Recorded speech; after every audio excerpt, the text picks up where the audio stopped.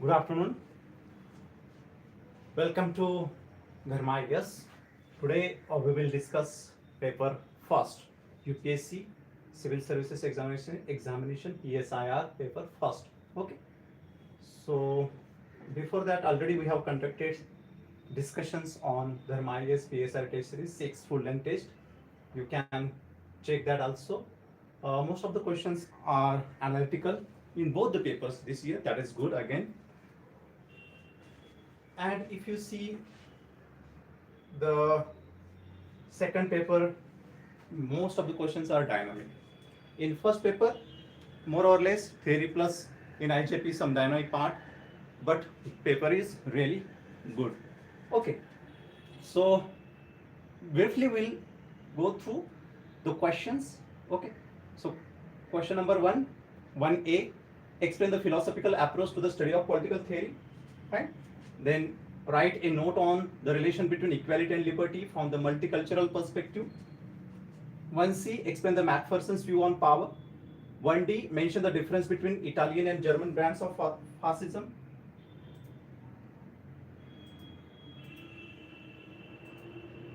Okay. Then explain briefly the elite theory of democracy.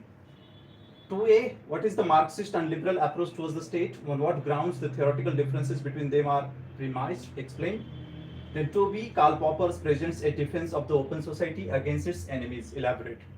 Then explain how Rawls used the liberal and egalitarian perspective to develop his concept of distributive justice. 3A, provide a comparative analysis of behavioral and institutional approach to the study of political theory. Again, two questions on political theory for philosophical approach, and this one also. 3B is on Mahatma Gandhi's concept of state. 3C, personalist political radical feminism. Then 4A on Locke, influence of Western democracies, his theory. 4B, Hannah Arendt, view on vita activa. 4C on legitimacy and political rule. This is all about one section A, that is again political theory and concepts. Next one is B, IGP. First question is on 1857, post 1857 peasant movements in India. 1B, Dalit perspective, very straightforward. Okay, Dalit perspective. Then 5C, land reforms programs led to some constitutional amendments. DPSP, fundamental rights, land reforms, and constitutional amendments. 5D, again very dynamic, or the current base 2019 post Jammu and Kashmir, various developments and related to politics and elections. 5E, very straightforward, National Human Rights Commission, NHRC. 6A is again somewhat GS2 oriented, parliamentary committees and role of parliamentary committees in the legislation or the bridge between two houses of the parliament. 6A. 6B, examine the constitutional provisions and nature of advisory jurisdiction of Supreme Court of India. Evaluate your answer with relevant examples. Again, this question is on current affairs base. We all know that recently President Draupadi Murmu asked Supreme Court's judgments or Supreme Court's advice on the constitutional matters. 6C, related to federalism of India, recent developments in Indian politics and federation. 7A, women's participation and 73rd, 74th. 7B, caste and caste related politics related to again caste census. Next one is 7C. This is also again dynamic, related to chief election commissioner appointment. Recently government brought that law 2023 appointments in that context. 8A also is on current affairs base, population census 2027 and delimitation. 8B, Nehruvian perspective, very straightforward, very static. 8C, related to political parties and weaker sections, mobilization. So this is roughly brief view of the paper. So we will start the discussion. Fine.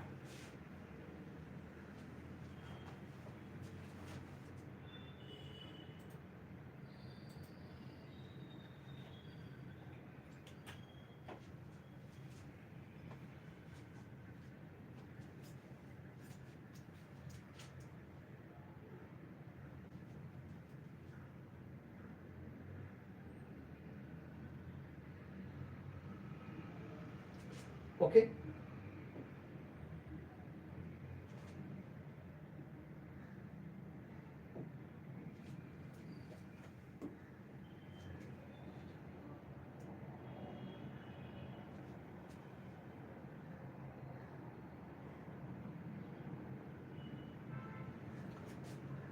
This is the paper, this year's. Explain, first question, explain the philosophical approach to the study of political theory. So 1A, philosophical approach to the study of political theory. You can directly start with political theory, definition of political theory. You can quote any scholar, Sabine, Germino, etc. And in that you can mention political philosophical approach, or philosophical approach is the traditional or oldest approach to study the political theory that we know. And question is asking explain. So again you can start with political philosophy of Plato, even Aristotle, philosophical justice. What is philosophical? Philosophical approach gives primacy to values, norms. It is prescriptive in nature, okay, ought to be, rather than what is. So this is philosophical approach used by Plato, even Aristotle also. Compare with empirical, you can compare. Then because of philosophical approach, subject decline, you can mention. And in the recent past, in the modern times, Lévi-Strauss once again used this approach. We must mention Lévi-Strauss. For Lévi-Strauss, there is no difference between political philosophy and political theory. Both are same. Or we cannot imagine political theory without political philosophy. Philosophy is very important. Okay. So you can mention Lévi-Strauss and you can conclude with this particular scholar. Fine. So even in post-behavioralism, this approach was used by scholars like Rawls. You can mention that is normative plus empirical or fact-based. Okay, so once again, political philosophical approach got established in the discipline. That is your conclusion. Fine, very easy, very straightforward. Here you must mention scholars like Plato, then Lévi-Strauss. Next question. Again, so many times this question we covered in daily answer writing as well as in test also. Okay, normative approach of the political theory. Next question, write a note on relation between equality and liberty from the multicultural perspective. So relation between liberty and equality is again very contested concept in the political science. Okay. Historically, debate was between liberals and socialist or Marxist. Liberals prefer liberty over equality. For socialist, equality, that equality of outcome is important. But from the perspective of multicultural perspective, so multicultural perspective, again we can mention scholars or cultural relativist multicultural perspective, Will Kimlicka, Vico Parekh.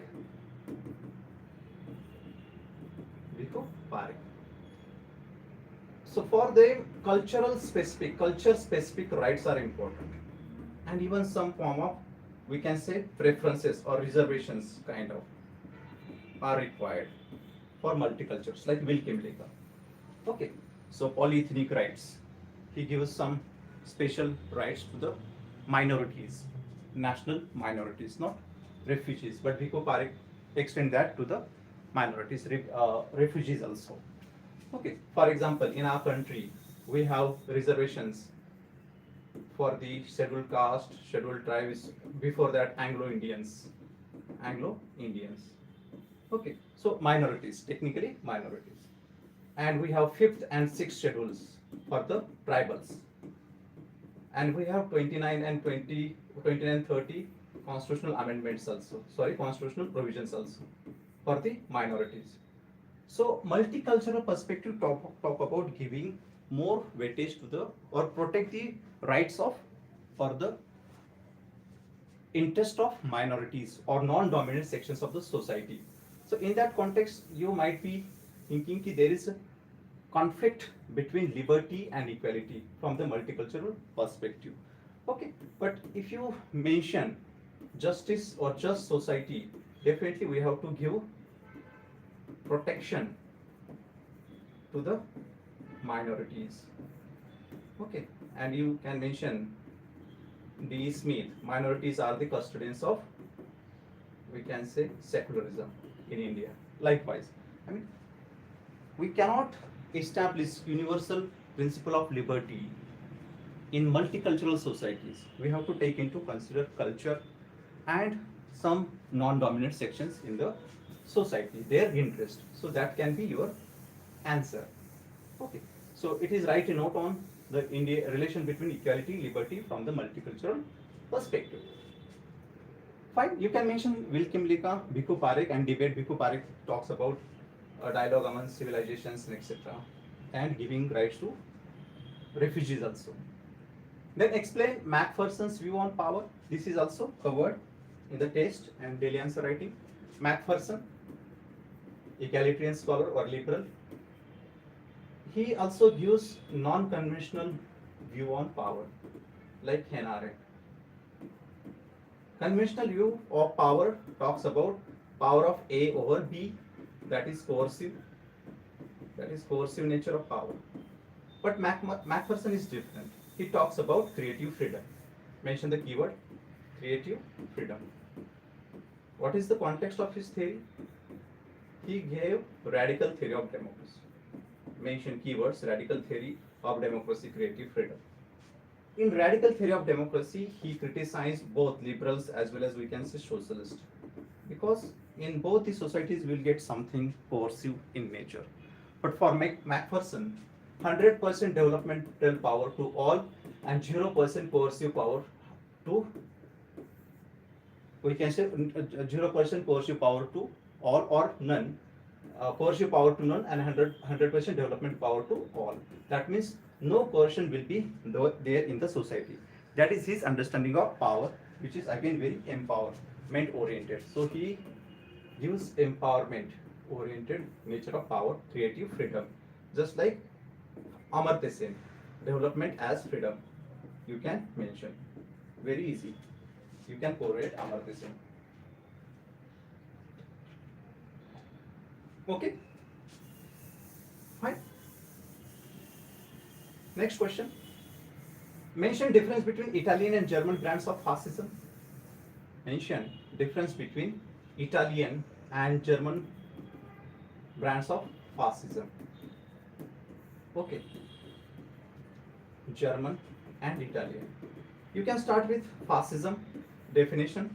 Fascism is an opportunism, hodgepodge of ideas, mixed ideas, or political use of philosophers and etc. from Plato to Hegel. You can mention in the introduction. Now these two schools or two variants of fascism. Italian fascism is based on nationalism, directly come to the point, 10 marker. And German fascism is based on race, Aryan race. Okay. German fascism, again, very oppressive, Holocaust and etc.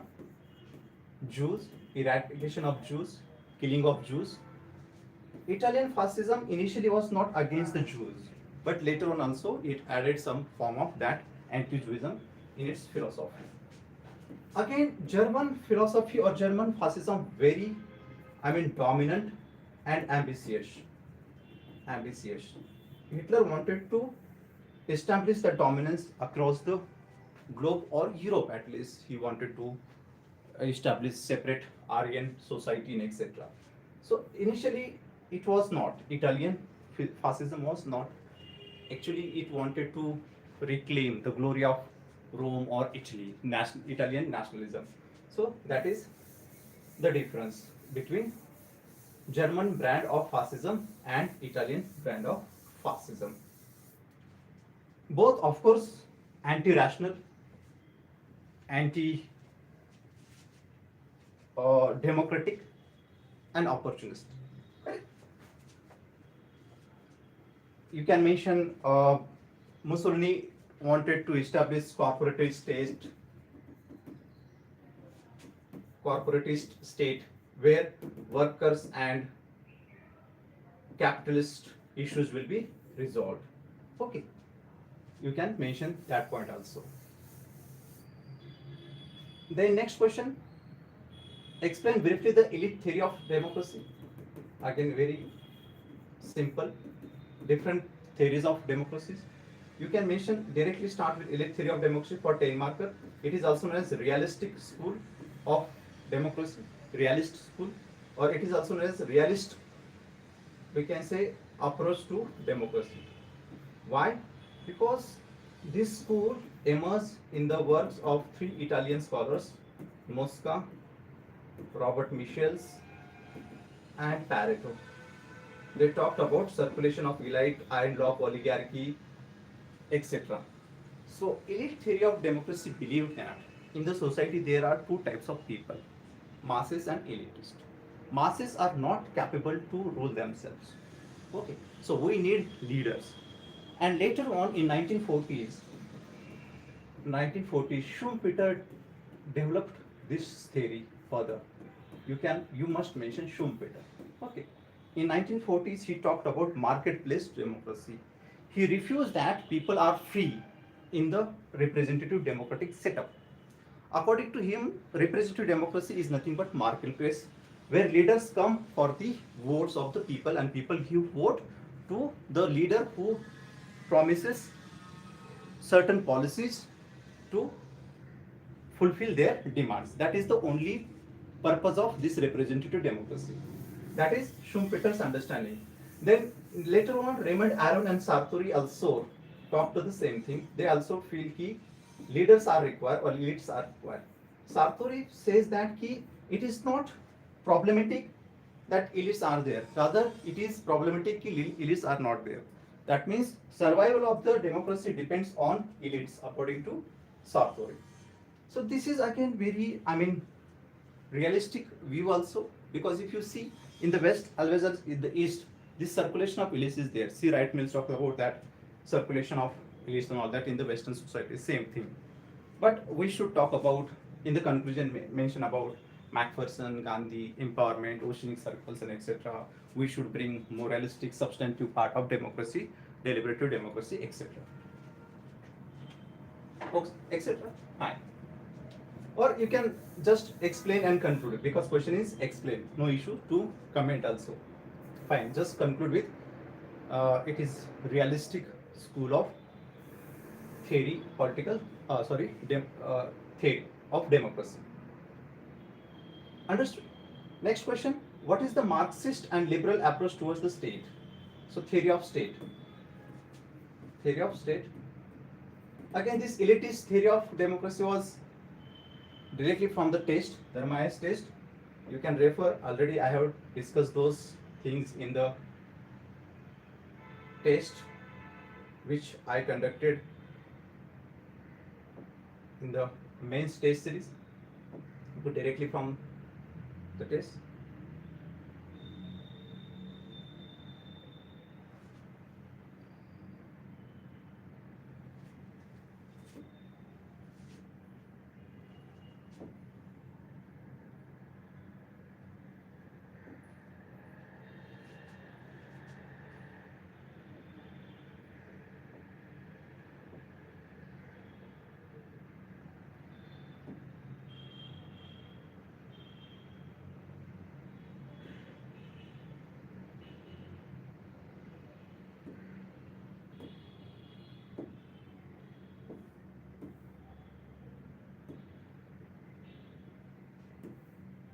Yes, here elitist theory of democracy.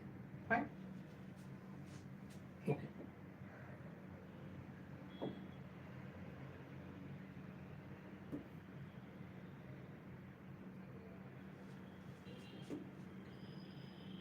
Next question.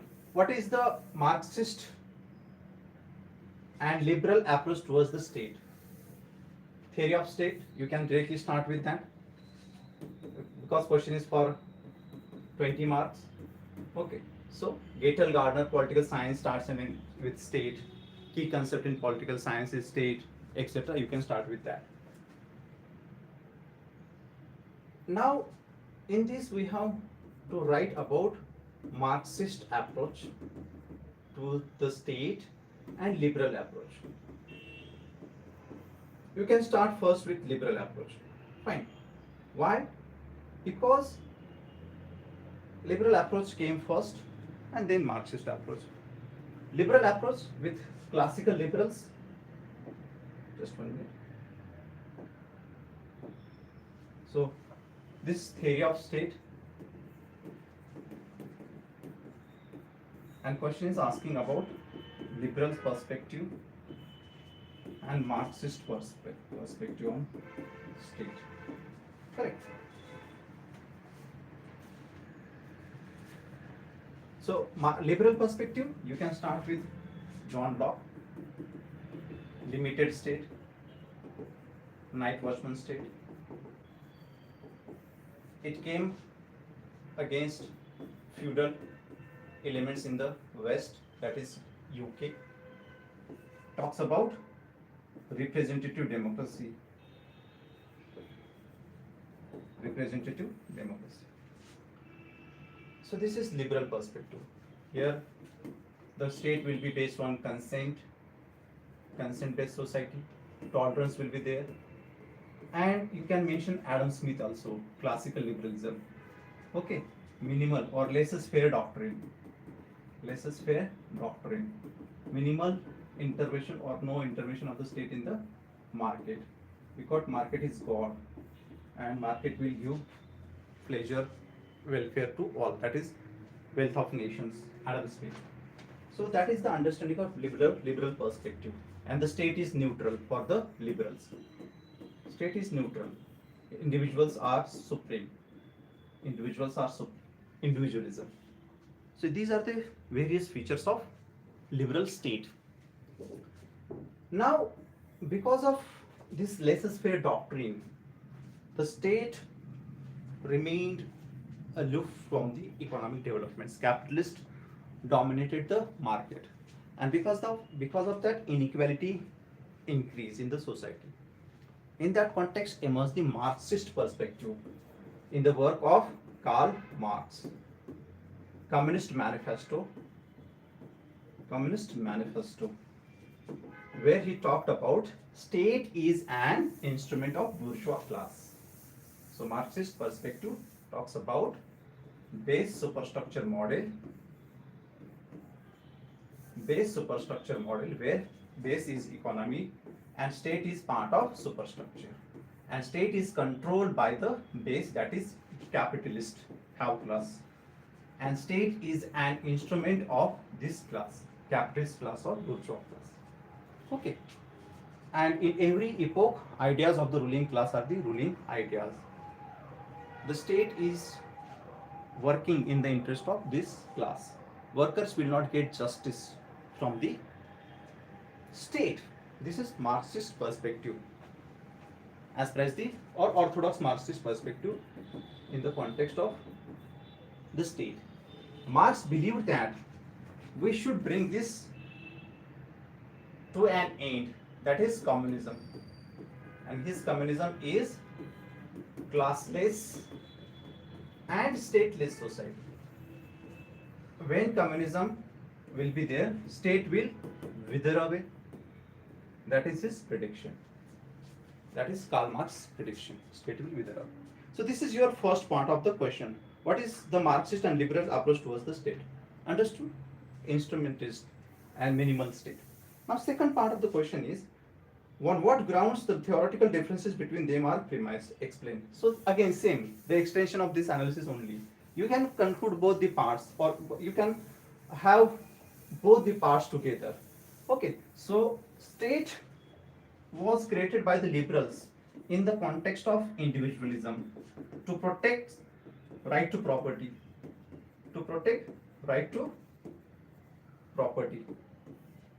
That is classical liberals. Later on, positive liberals gave chance to the state to intervene. That is T.S. Green and etc. But in Karl Marx, state is an instrument of bourgeois class. This was again reinforced by Ralph Miliband in the context of post-capitalist societies, that is welfare state. Okay. In Marxism or Marxist approach, we have another school also, that is structural Marxism or neo-Marxist also. Structural Marxists believe that state is relatively autonomous. Even Karl Marx also studied that. You can mention all these theories in your answer. So there are different theoretical differences between liberal and Marxist approach to the study of state. So in the concluding paragraphs, you can say liberals talk about minimal state, they talk about democracy, and Marxists talk about classless, which remain utopia. Okay, so you can mention Francis Fukuyama, liberal world, that is end of history and all that, but still Marxist theory is relevant. Why? Because to bring humanistic understanding to the capitalism or the market, to give justice to the people. That can be your conclusion. Fine.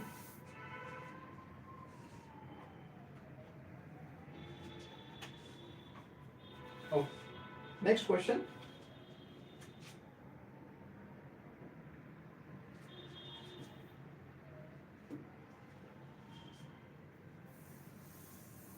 Karl Popper presents a defense of the open society against its enemies. Okay, this is also covered in the daily answer writing sessions. Karl Popper view. Question is asking, Karl Popper presents a defense of the open society against its enemy. You can start with Karl Popper in his book Open Society and Its Enemies, where he labeled Plato, Hegel and Marx as enemies of open society. Here, then next paragraph you can write about what is open society. Open societies are based on liberal democracies, where freedom of speech and expression, rights, right to property, etc. are there. That is the feature of open society. That should be your second paragraph. And then you can talk about why he criticized or he labeled these people as an enemies of the open societies. So he criticized Plato for his philosopher king and rejecting democracy.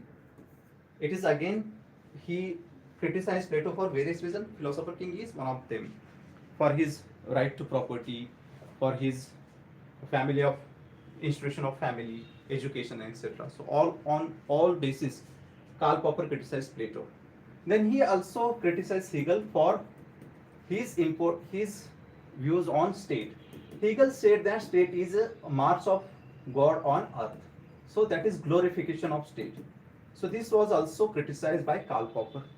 That is. Then you can mention, which was again used by later on fascist elements. Marx' right to property or his views on state, communism and etc. So because of all these things, Karl Popper argued that these people are enemies of open societies. Okay. Now question is asking elaborate. Okay. So you can just elaborate this statement. No need to comment or critically examine. Just discuss, elaborate. What is Karl Popper's understanding of these people and why he labeled these people as an enemies of the open society. Just explain what is open society. Okay? And bring all these to the body part. You can also mention his views on falsification, piecemeal change and all that, keywords, piecemeal change rather than revolution.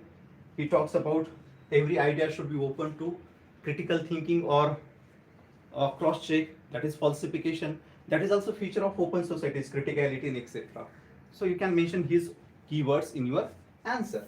Understood? Very easy, very straightforward question. his views on falsification, views on piecemeal change rather than total change or revolution. You can mention those ideas also. Try to bring keywords in your answer. Very easy. This was also covered in daily answer writings. Next question.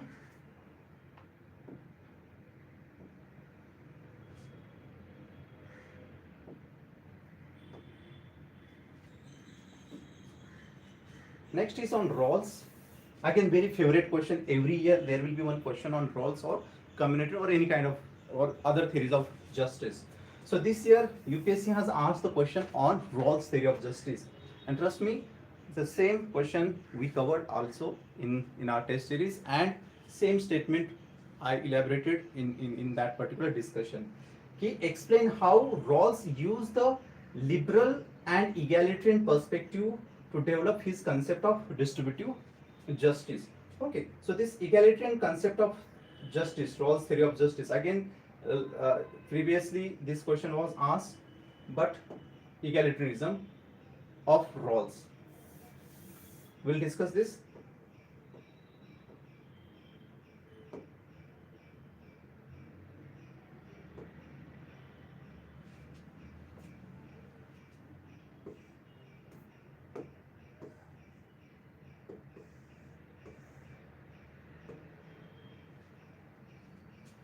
Here, critically examine Rawls' egalitarian conception of justice.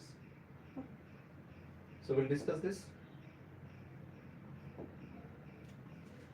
Explain how Rawls used the liberal and egalitarian perspective to develop his concept of distributive justice. So you can start with Rawls. Introduction. A social liberal or egalitarian scholar, in his famous book A Theory of Justice in 1971, gave his theory against utilitarianism under the influence of Immanuel Kant. That is your introduction. Now, he used hypothetical situation. Through social contract, he came to 3 principles of justice. Mention keywords: original position,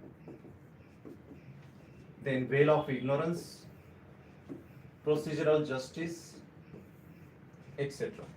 You must mention in that body part. By using all these methods, he came to the conclusion, or lexical order. In lexical order, he gave 3 principles: maximum equal liberty to all, equality of opportunity to all, second principle, and third principle is difference principle. Difference principle. Now understand. Come to the question. John Rawls wanted to give universal idea of justice across the societies, liberal as well as socialist context. So he refused liberals because liberalism under the influence of utilitarianism, Benthamism, became bad word. So because of that, he refused liberalism. Against socialism, he was also influenced by these kinds, egalitarian concept rather than socialist. Okay, egalitarianism. He wanted to establish egalitarian society without any, we can say, inequality, or at least fair equality or of opportunity in the society. So that's why he gave equality of opportunity in his principle. Second principle is equality of opportunity. First is liberty. But here also you can say कि Rawls combined liberals as well as egalitarianism. He used libertarians or liberals principle because he gave first principle, which is liberty, which is very famous, or which is very required in the liberalism. Liberals prefer liberty. Second, he wanted to establish that egalitarianism. That's why he talked about equality of opportunity. And he also gave this difference principle. He says that inequality can only be justified if it provides, we can say, advantage to the weaker sections of the society. So even he talks about affirmative actions in his difference principle, and even he says that we should compensate or we should give some, we can say, affirmative actions in the interest of these weaker sections, because he says that if you want to establish strong society, weaker sections as well as strong sections, there should be, we can say, connection. If strong sections want to live in the society, they should also contribute in the interest of weaker sections. So this chain connection he brings into analysis. So that's why here he becomes communitarian also. Communitarian also, that is community oriented rights. So certainly it is true that he used all these aspects to bring his theory of justice to the logical conclusion. Understood? So all these aspects you can write in your answer in his distributive justice. Question is just asking how, explain. So no need to mention critical examination or comment. You can just explain this thing. Next question. Very easy, Rolls.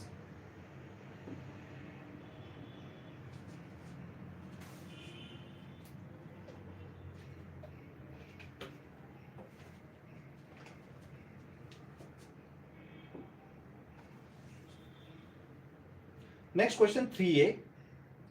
Provide a comparative analysis of behavioral and institutional approach to the study of political theory.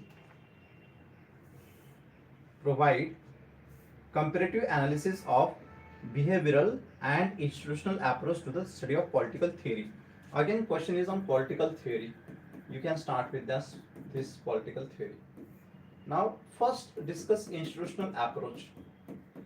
Next, after the definition, after defining political theory, again standard definition, it is related to politics or political phenomena. You can mention suburban, etc. And all these approaches, traditional and behavioral approach or modern approaches, you can mention in the introduction. Then come to the institutional approach in second paragraph, or you can compare simultaneously behavioralism and institutional approach. So institutional approach is traditional approach which focuses on institutions, governments across the, or we can say different institutions in different countries. That is institutional approach. It was used by various scholars. Lasky, even Lord Bryce also used this concept. Bryce also used this concept. Again, which is very old. Institutional approach is also very old. Lord Bryce, it is in behavioralism also, and this, but later on. So this liberal Lasky's institutional approach, Lasky, even Aristotle used this aspect. Aristotle in his 158 constitutions, okay, and institutions. Okay, so you can mention this institutional approach. So here major concern is functions of these institutions, how they perform. That is their understanding of institutionalism. But again, this institutional approach is traditional, so it failed to give explanation to rising new trends in the third world countries or developing countries or in other areas. And because of all these traditional approaches, modern approaches emerged, because traditionalist approaches failed to justify new things, fascism and etc. So all these institutionalist, historicist or historical approach or philosophical approach, constitutional approach gave birth to modern approaches, that is behavioralism in 1950s in the work of David Easton, Charles Marion, etc. So behavioralism focuses on science, facts, verification, making political science pure science, electoral behaviors and etc. So rather than just focusing on static part like institutions, behavioralists wanted to bring some dynamic part into the study of political science by bringing scientific methods into the study of political science. Okay, so you can mention all these people in your answer. Then you can conclude with structural functional approach. Why? Because behavioralism also influenced this structural functional approach. Gabriel, Almond and Powell. And even this institutional approach also gave birth to structural functional approach. Structural functional approach. You can conclude with, okay, so both these approaches, behavioralism and institutional approaches, we can say gave birth to structural functional approach in the work of Gabriel Almond and Powell, where they discussed various structures, functions of the countries. You can conclude with this. Fine.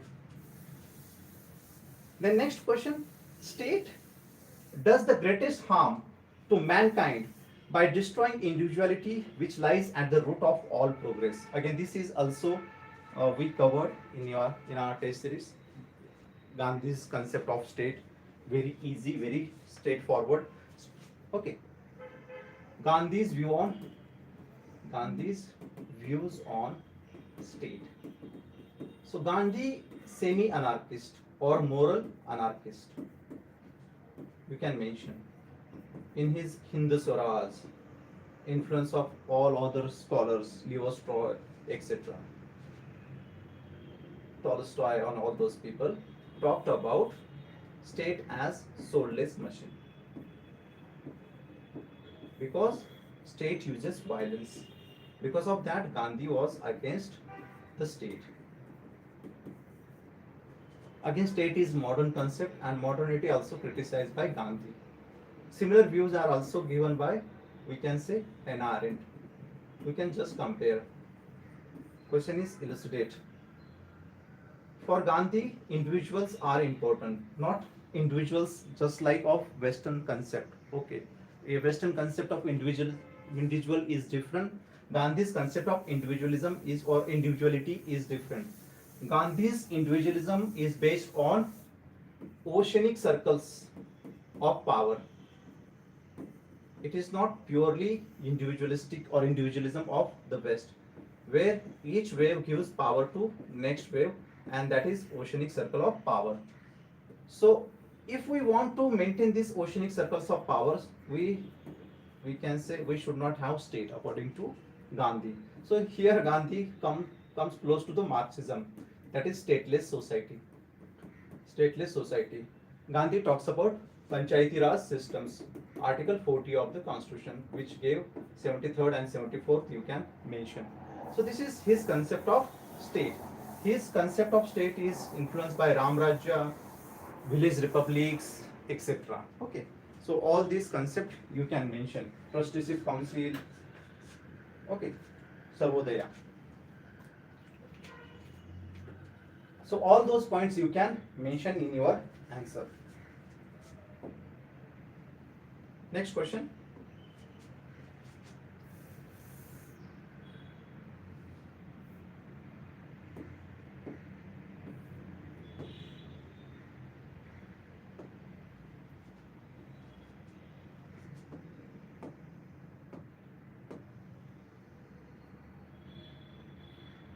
Okay.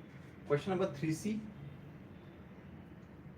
Explain how the slogan "the personal is political" addresses the issue of women's oppression and discrimination. Again, personal is political. Question is asking personal is political. Very straightforward. This one is also. So question 3C.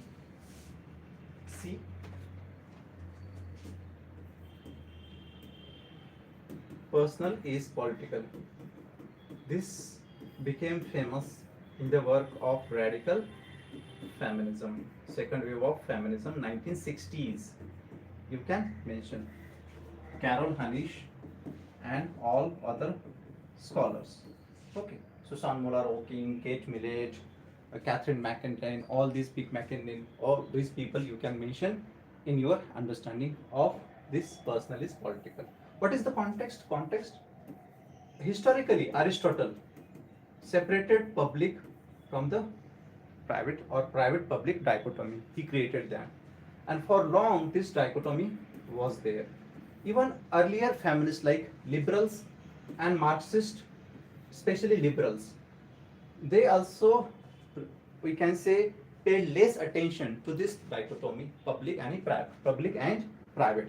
But radical feminist under the influence of prevailing situations at that time, social movements and etc. In the United States, gave the concept of personal is political, where they talk about personal is also political because the politics happen at the personal level also, and that's why Susan Moller Oking talked about various features of political nature in at the personal level.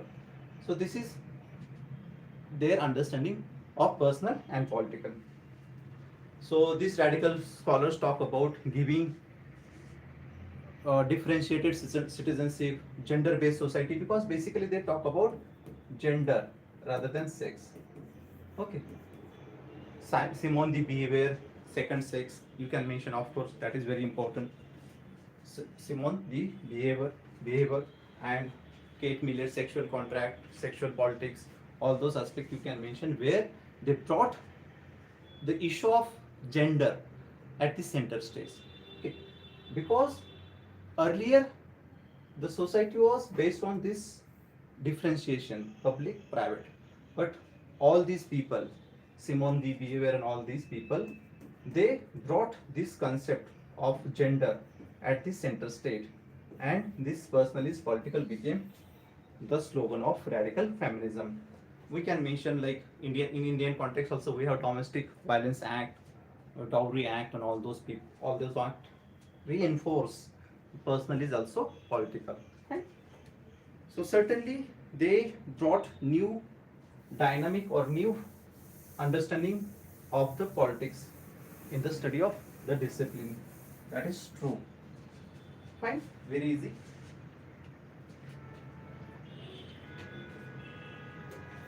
Next question. 4A. The foundational base of Western democracy. This was also again personal is political was also covered in the test series. Just to mention public private dichotomy etc.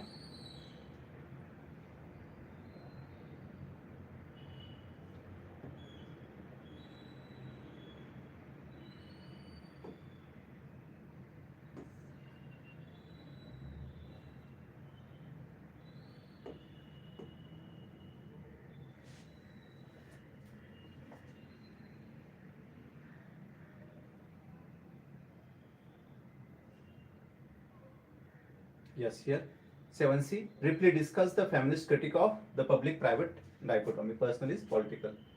So same question in the test 1, sectional test. Next question. The foundational base of Western democracy has been shaped by Locke's ideas of constitutionalism, freedom, and property. Elucidate.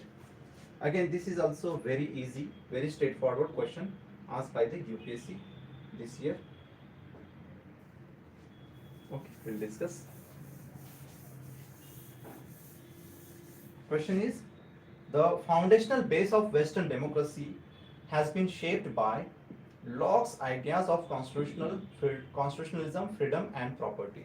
So, question is asking Locke and Western democracies. John Locke. To start with, John Locke. Very easy. John Locke, father of liberalism. Why? Again, just discuss all Locke here. Question is for 20 marks because all his ideas laid in the development of Western democracies. Okay, so his social contract gave birth to limited state, and for him individualism is important. Individuals are important. So individualism. Based on that, he created social contract, and his individualism is enlightened self-interest, based on enlightened self-interest. So positive in nature. Limited state based on consent. Okay, so he also created two types of consent, explicit and implicit consent. Based on that, government will be there. So he started that representative democracy, we can say, in the West based on the consent. So constitutionalism started, rule of law, we can say, started in that context. He just talks about separation of power also. there should be different bodies to function, to regulate the society, law making body, law adjudicating body, executive body, etc. And he gives only limited rights to the state, and he preserves basic rights, or he writes like right to life, life to liberty and property. And for him, property is the supreme value, right to property. He also talks about toleration, secularism, and all these principles are reflected in the Western democracies. So certainly it is true that Locke laid the foundation of Western democracies, which are based on constitutionalism, rule of law, then separation of power, individualism, right to property, capitalism, toleration, secularism. So all these aspects of Locke are there in the Western society. So it is true, that's why he is called as father of liberalism. So you can mention all these issues. Very simple for 20 marks. Understood? Fine. Okay, all these concepts, constitutionalism, freedom and property, are required in your answer, and Locke talked about all these issues. Very easy. Next question. Hannah Arendt analyzed a few categories of vita activa. Explain. Question is just explain. So Hannah Arendt start with heterodox thinking and etc. This was also both these questions, earlier question and also that were discussed in the test, daily answer writing and test also. Okay.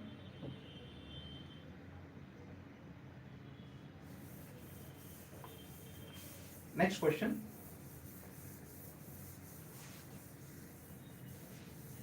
Hannah Arendt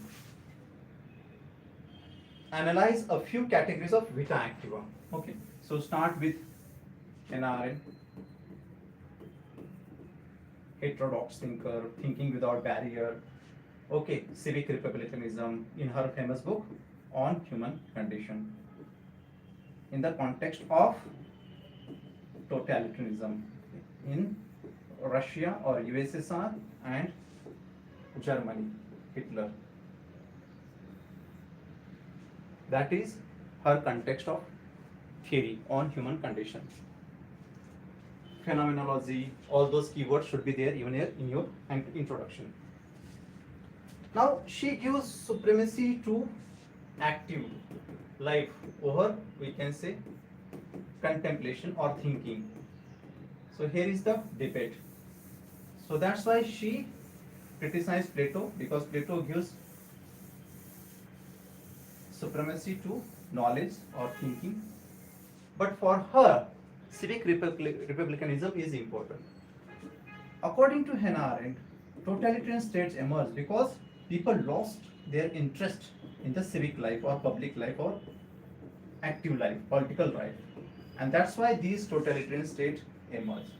To counter that, she gave her concept of vita activa.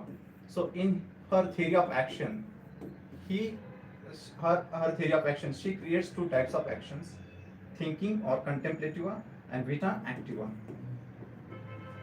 Thinking. In action also there are three types of action, vita activa. There are three types of action, labor, work and once again action. Again she uses same thing thrice in her analysis. That is again okay, because she is a heterodox thinker, thinking without barrier, very tough to understand. She was writing for herself, not for the readers, according to her claim.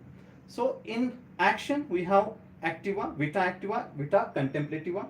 In action we have three: labor, work and action. Labor related to animal existence, animal laboron, just above animal, basic existential work. Work homo faber, thoda sa humanistic and human sapiens oriented. And last one is action, that is jus politikon, which is the highest stage of action which is required. So taking part in the political affairs. So that is important for her. if we start taking part in the civic affairs, in the political affairs, we will regain our freedom. And freedom is natality, doing new things, which we lost in the totalitarian regimes. And that is power for NRL, acting in concert. And this can be enjoyed in the plural societies where equality will be there. So all these keywords should be there in your answer.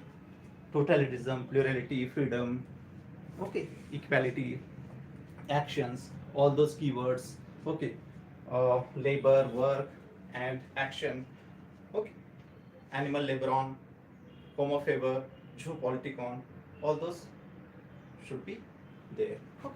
So this is NRN, very simple.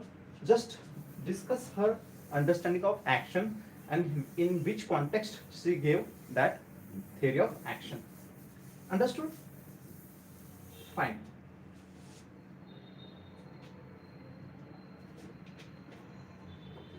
Next question.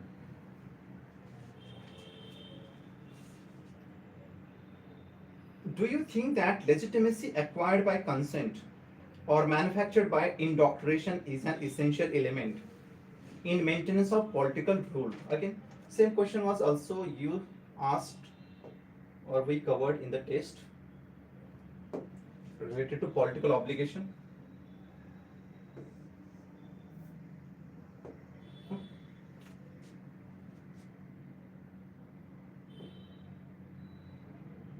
Here, what do you mean by political obligation or obligation? Examine the place of obligation in political theory. So that was in test number 5. Political obligation, legitimacy, authority and power. All these are very interlinked subject or topics. Obligation, that is political obligation, legitimacy, then authority and power. Now question is asking about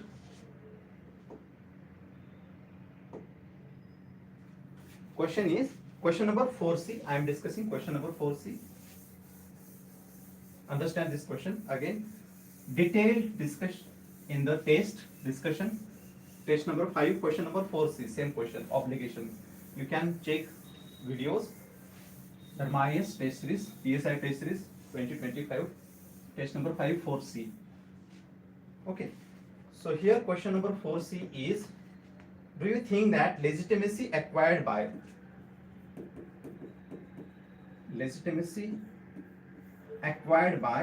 consent or manufactured by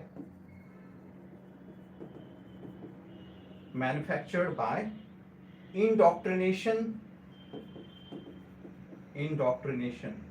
or manipulation, we can say, is an essential element in maintenance of political rule? So this is the reconstruction or decoding of your question. Now what is legitimacy? So as I said, this legitimacy, power, authority, all these concepts are interlinked. Okay, what power is? Power of A over B, that is relational. It is your ability to influence the behavior of others, that is power. Authority is your, we can say, right to rule, that is authority, and it is also very contested topic for different people. Authority is different. Max Weber, for Max Weber, authority is legitimate power,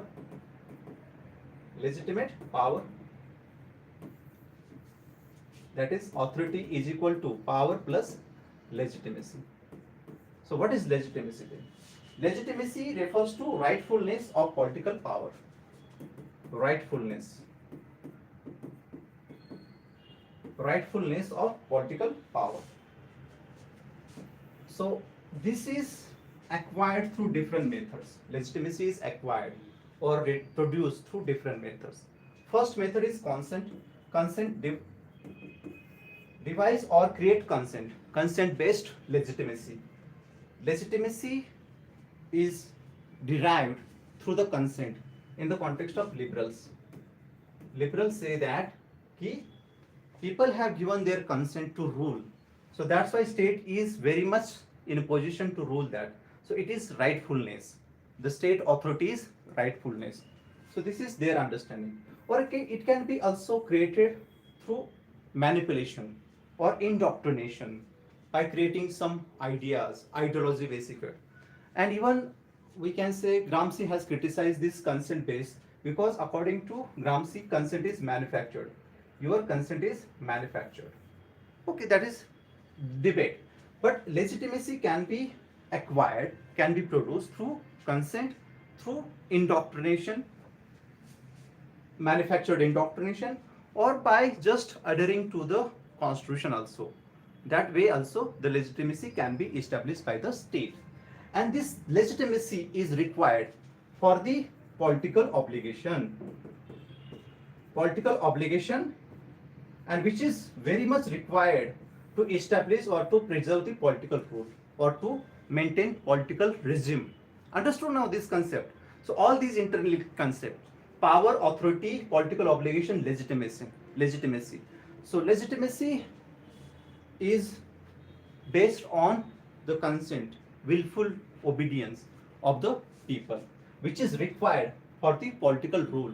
If state loses legitimacy, the state might be legal, but if state does not have legitimacy, the state will collapse. So question is also asking about justify your answer with relevant examples. So this legitimacy is required to maintain political rule.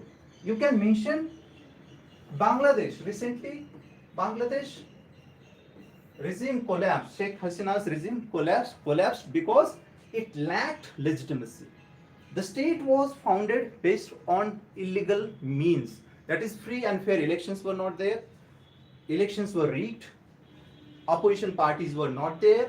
So that legitimacy was not there in the ruling establishment. So that's why that government collapsed. So legitimacy is required to maintain this political rule. Okay, so you can discuss this example in your answer. Understood? But you have to bring all these keywords in your answer: power, authority, political obligation, legitimacy in your body part. Fine. Okay.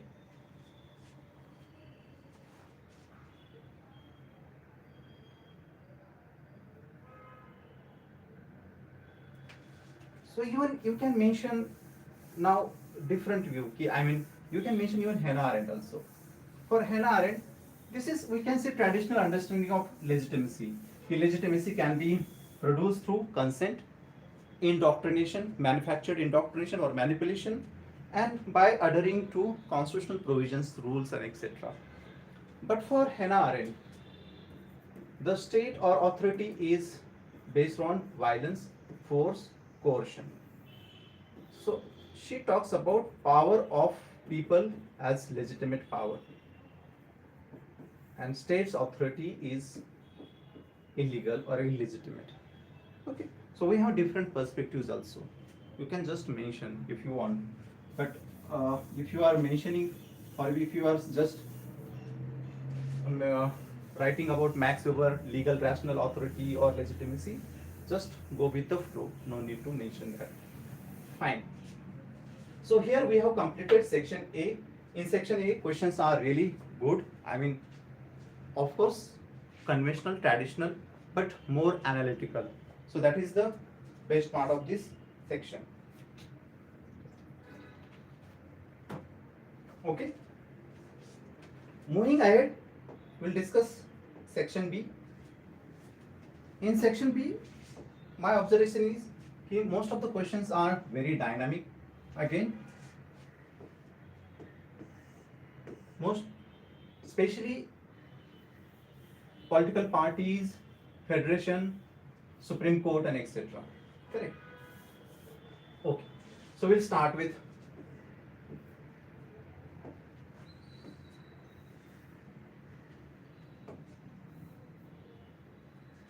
this question.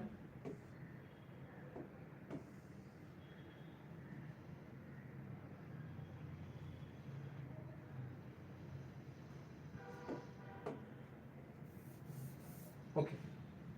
Question number 5A. Explain briefly the role of peasant movements after 1857 and before independence. Again, very easy question. I mean, straightforward question.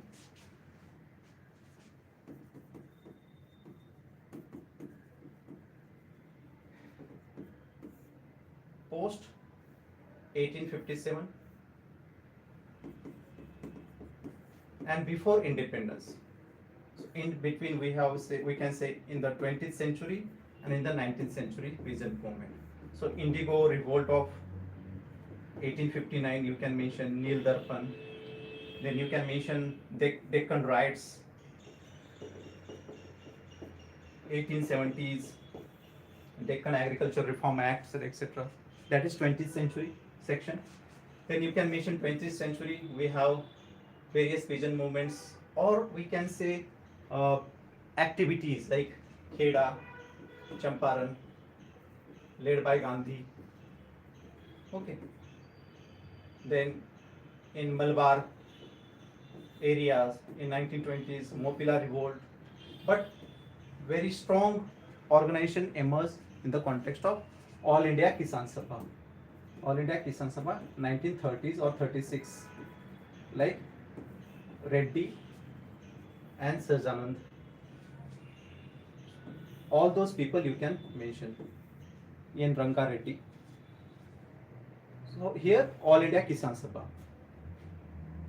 And you can even mention 1940s peasant movements, very close to independence. 1940s Telangana and Tibhaga movement in West Bengal.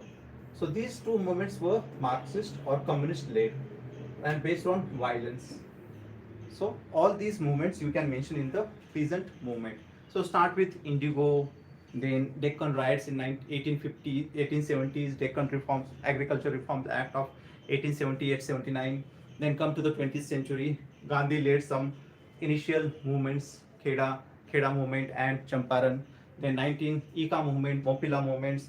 Then 1936 All India Kisan Sabha, and last you can mention Marxist or communist movements also, Telangana and West Bengal, Tibhaga movement.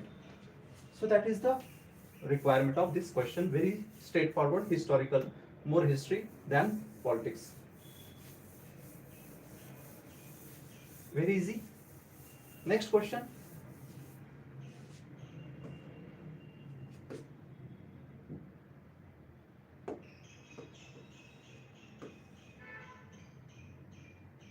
Okay. Write a note on the Dalit perspective of Indian national movement. Question number 5B. Again, very straightforward. Dalit movement, Dalit perspective on Indian national movement. Question number 5B. Write a note on Dalit perspective of Indian national movement. So we have different perspectives on Indian national movement. In that we have asked Dalit perspective. We have liberal, we have socialist, we have Marxist, radical humanist perspectives on Indian national movement. Dalit perspective, you can mention Jyotiba Phule, Peshwa Raj is worse than British Raj, Ghulam Girin, etc. Then you can mention N. Ramaswamy Naikar. You can mention Dr. B.R. Ambedkar. Okay. So here focus should be on Ambedkar. You can mention that justice movement and all that, self-respect movement, Justice Party in Ramaswamy Naikar, in B.R. Ambedkar versus Gandhi or Indian National Congress. In the context of untouchability, Harijan, then separate electorates, okay, then reservation, okay, all those points you can mention. That is Dalit perspective. Simple, very easy. All these three people should be there in your answer. No single perspective is sufficient. We need all the perspectives. Fine. Next question, land reforms programs led to some constitutional amendments, comment. Again, this was also discussed. All these questions, Dalit perspective and etc. Again, all these questions were covered in the test. Okay, even land reforms was also covered in the questions.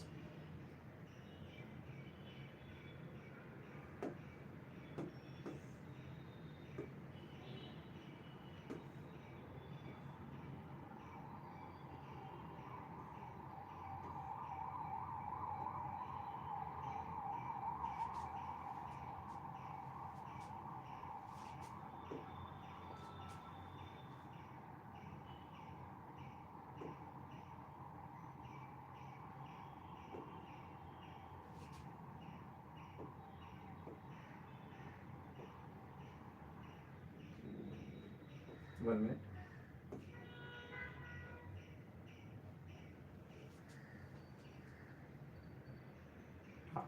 The question, land reform was also covered. Critically examine the impact of land reforms on the agrarian transformation. Okay. Then Dalit perspective.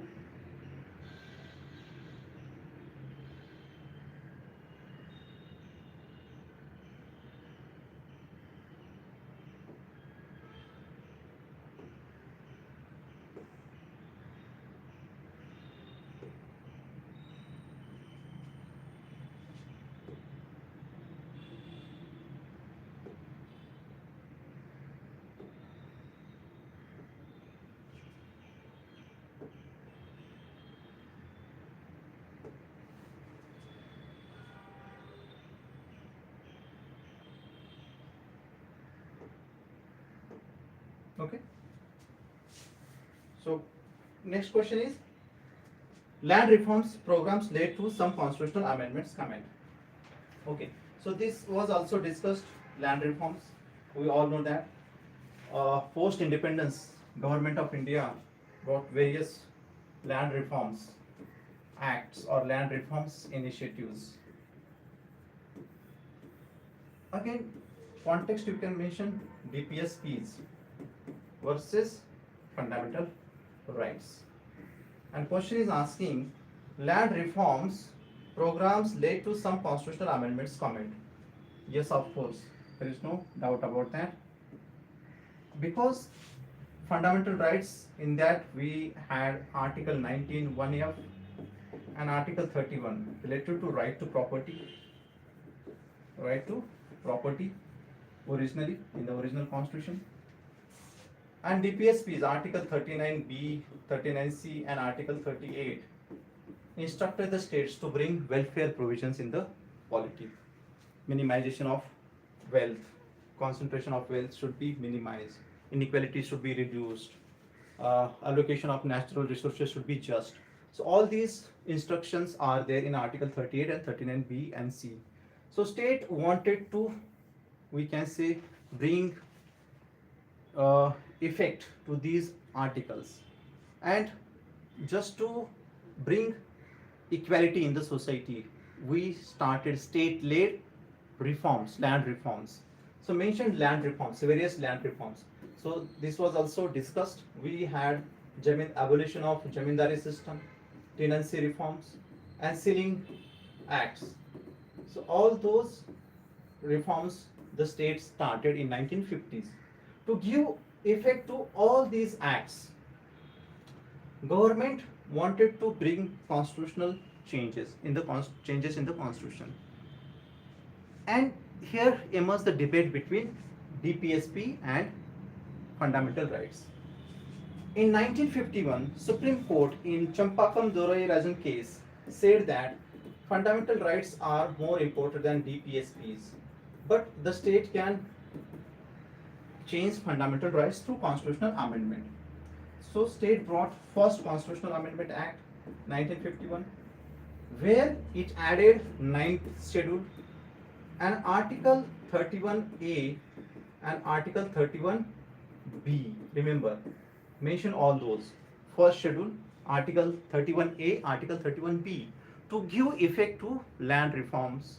In Article 31A, agricultural land reforms, 31B, 9th schedule, and save some state laws or the laws made by the state parliament. That is 9th schedule. So this first Constitutional Amendment Act was challenged once again in the Supreme Court in Shankari Prasad case. Then throughout the journey of 1950s, there was tussle between DPSPs and fundamental rights. The state brought various amendments like 4th Constitutional Amendment Act, 17th Constitutional Amendment Act of 1964, this was in 1955, to give effect to land reforms, abolition of Jamindari, sealing acts, and etc. And there was simultaneously tussle between DPSPs and fundamental rights. So all these once again emerged in the Supreme Court in 1967, and that is Goloknath case. Here, in Goloknath case, Supreme Court reversed its earlier decision that Supreme Court held that fundamental rights are very important. The state cannot amend those. So once again that tussle started. So state reacted, or the government reacted through 24th and 25th Constitutional Amendment Act of 1971, where the state amended parts of the constitution or the provisions of the constitution through 24th and 24th to give effect to articles 39, 13, 39B and C. 24th said that there is no limit on the power of the state to amend the constitution, or in 25th it removed the judicial review from the Constitutional Amendment Act and etc. or law made by the state to give effect to the 39 and B and C. Then Kesavananda Bharati case came 1973, where the state or the Supreme Court gave basic structure doctrine. Again, in between Supreme government or the Parliament amended the constitution to put some laws made by the state in the 9th schedule. Like during that time, Kerala also brought various laws in the 9th schedule. To give effect to that, the state brought 29th Constitutional Amendment Act to add laws made by the Kerala in the 9th schedule. Okay. So if you see, to give effect to land reforms initiated by the state, there are various constitutional amendments in the constitution.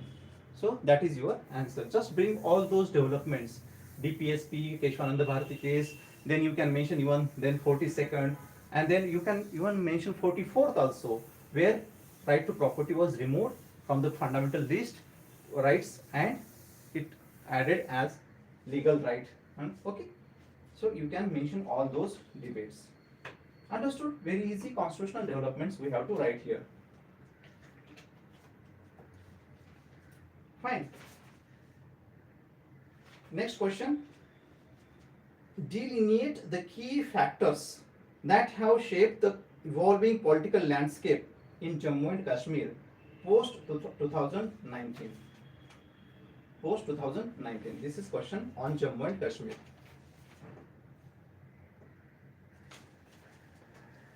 One minute. So this one is 5D. Delineate the key factors that have shaped the evolving political landscape in Jammu and Kashmir post 2019. So context is 2019. We all know that 5th of August 2019, Government of India brought laws into Parliament to abrogate Article 30, 370, and from that onwards, the Jammu and Kashmir, statehood of Jammu and Kashmir was taken. Jammu and Kashmir was divided into two union territories, Jammu and Kashmir and Ladakh. So this is context of 2019, abrogation of Article 370. So question asking, delineate the key factors that have shaped the evolving political landscape in Jammu and Kashmir post 2019. So post 2019, political landscape or political developments in Jammu and Kashmir. So first, of course, Article 370, political debate was there in Jammu and Kashmir. Okay, there should be regain of that political autonomy or state autonomy, or at least re-establishment of statehood. So many political parties challenged this Article 370, abrogation of Article 370 in the Parliament of India or in the Supreme Court of India. But later on, Supreme Court accepted this abrogation and it validated the Parliament's that abrogation. That was first political, we can say, debate or major political debate in Jammu and Kashmir. You can mention that. Many political parties were party to that litigation key. It was unconstitutional and etc. But Supreme Court under the leadership of Chandrachud, Honorable Chief Justice of India at that time, re-established that, we can say, abrogation, or it gave constitutional validity to that. In between, there was demand key, there should be elections as early as possible in the state or in the union territories. Even in this judgment, Supreme Court directed to the state must conduct elections as early as possible. So in 2020 itself, there were elections for the DDC, okay, district development committees or councils, and elections were fair. I mean, 50% around voting was there, though restrictions were there, media restrictions and etc. But elections took place, and the environment was there. And Supreme Court also instructed the state should conduct elections as early as possible. So on that basis, elections took place in 2024, and Jammu and Kashmir Assembly was established. Elected Assembly was established. Before that, in 2022, Delimitation Act of Jammu and Kashmir gave effect to new delimitations in the state, and it raised the strength of assembly from 83 to 90. Where also, here also there was, we can say, issue, because Jammu got around 43 seats and Kashmir got 47. Okay. So based on this delimitation, elections took place in 2024, and we can say National Conference-led alliance came to power, okay, by winning around 49 seats. So in between, many political parties were established in Jammu and Kashmir to fight the elections. Even Nawab Ghulam Nabi Azad, he also founded his own political faction there by coming out of Congress. Retired or ex-bureaucrat Faisal Shah, he also started his own. Later on, he dissolved that. So those kind of debates or political developments were happening in Jammu and Kashmir. Major issues were again land acts. Earlier, before 2019, non-residents were not allowed to buy land, but post 2019, land laws were amended in Jammu and Kashmir, and non-residents were also allowed to take or buy land in Jammu and Kashmir. So that was also key issue in the elections. Jammu and Kashmir, local people were saying that this is again the culture of Jammu and Kashmir or Kashmir here. But the government, union government, was saying that, look, mobilization of or the investment is required in the state, and that's why we need to change these land laws. So that was also happened. In the context of this delimitation, earlier reservations were not there for the scheduled caste and scheduled tribes. Right now there are reservations for these communities in the assembly. So right now there is consensus ki Jammu and Kashmir will get statehood once there is reduction in the violence and militancy, and even the center has also conveyed to the assembly. So that is right now issue in Jammu and Kashmir. Understood? So all these happenings we need to discuss here in the context of question. I hope you understood this. Very easy, straightforward question, but very dynamic question. I mean, it is more of GS2, okay, but it is part of federation and etc. You can mention that. Next one is 5E. How far has been National Human Rights Commission successful in achieving its objectives? 5E. How far has been National Human Rights Commission successful in achieving its objective? Again, very easy. This was also covered in the state test. I think test number 5. National Human Rights Commission. Okay. Established in 1993, Paris Convention, etc. Okay. To protect the rights, basic rights of the citizens. Okay. You can mention powers of the National Human Rights Commission: power of civil court, power can visit the prisons and etc. To conduct some research, ask for the documents. All those points or powers of the National Human Rights Commission you can mention. But if you see the working of National Human Rights Commission, already I have discussed that in the test discussion. It is toothless tiger, according to Justice Dattu, H.L. Dattu. Okay, because of advisory nature of this National Human Rights Commission, no constitutional backing, overlapping, and we can say selective use of power. National Human Rights Commission, political use of the commission. So because of that, we don't see concrete achievements of National Human Rights Commission. Appointees are political. They do not have any understanding of human rights violation, etc. Or they take selective cases in the context of politics and all that. And because of that, it has suffered the institution of National Human Rights Commissions. Okay, you can mention all those points, very easy. Factual question. Next question. Parliamentary committees are indispensable to the legislative process. It provides for the opportunity for cross-pollination between two chambers of the parliament. So here again, very GS2 oriented question. Parliamentary committees. We need to understand what is parliamentary committees. You can start with parliamentary committees. Various criteria of parliamentary committees, like it should be formed by the parliament or the two houses of parliament. Chairperson should be appointed by the chair of the house. Then it should submit its reports to the house, or it should use secretariat of the two houses. So those are the criteria you can mention about parliamentary committees.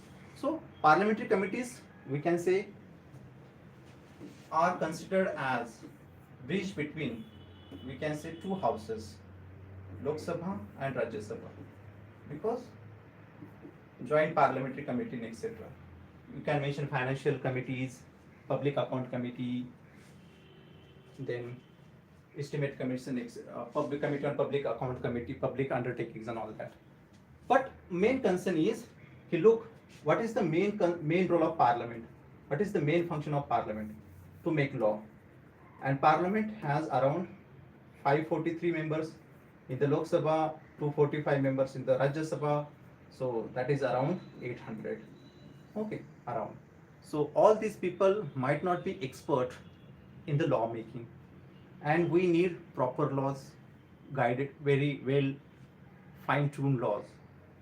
And role of parliament is to make laws, and parliament has no time also that for the deliberation and etc.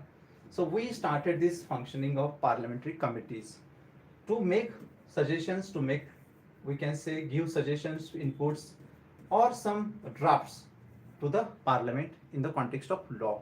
So here you can mention recently joint parliamentary committees were formed in the context of Waqf bill, even in the context of one nation, one poll or one election. In that context also, I think 130th constitutional amendment bill or 129, please cross check that. So in that context also, we had parliamentary committees to, we can say, report the constitution, or report 129th constitutional amendment bill, that is one nation, one poll. Okay, so that is joint parliamentary committees of two houses. So that committee will discuss, debate, deliberate, and will give report to the house, and house will make law.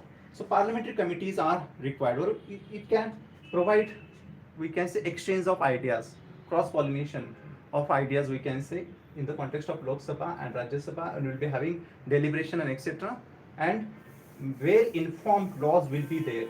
You can mention views of, we can say, Acharya, EDP Acharya. I think he was a former secretary of Lok Sabha. Of course, Subhas Kashyap you can mention. You can mention Subhas Kashyap. Okay, to write those people in your answer. Okay. Okay, PDT Acharya you can mention. That is, parliamentary committees are good, but again their role is just advisory in nature. Again here also politics happen. Of course, people are from the different political parties based on their strength, but opposition parties, their views get neglected in these parliamentary committees also. But more or less this is again good, parliamentary committees. Why? Because parliament has no time right now, barring some disruptions and issues in the house. Fine. Moving ahead. Yes, 6B.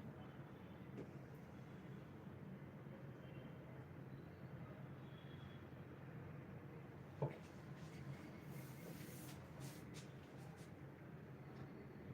6B.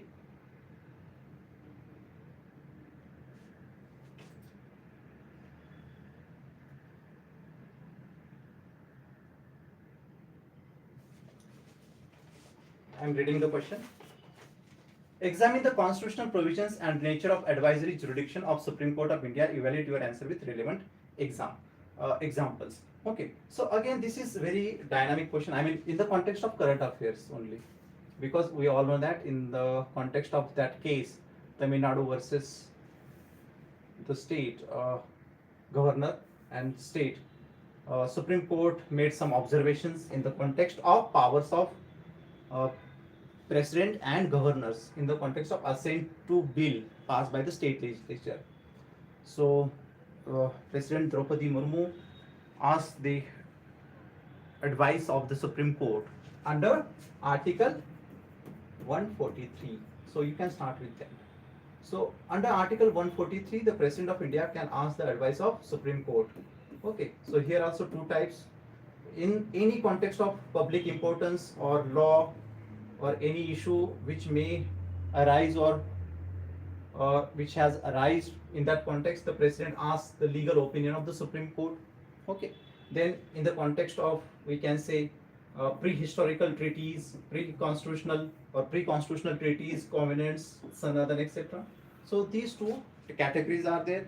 In the first category, the president may ask about any law, any public importance issues, and etc.